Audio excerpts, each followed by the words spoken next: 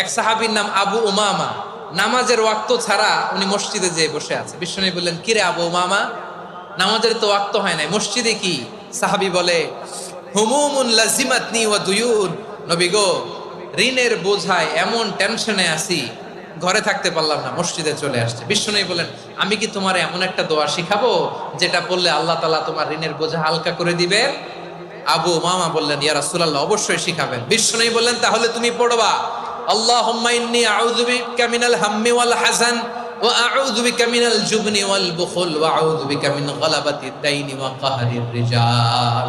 ও আল্লাহ, তোমার কাছ থেকে দুশ্চিন্তা থেকে পানাহ চাই, কৃপণতা, ভীরুতা, অলসতা, কার্পণ্যতা, এই সব কিছু থেকে, মানুষের কঠোরতা, আমার উপর মানুষের আধিপত্য এবং ঋণের বোঝা থেকে পানাহ চাই।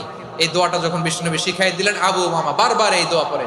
আবু উমামা বলে, এই দোয়া আমি পড়তে লাগলাম আর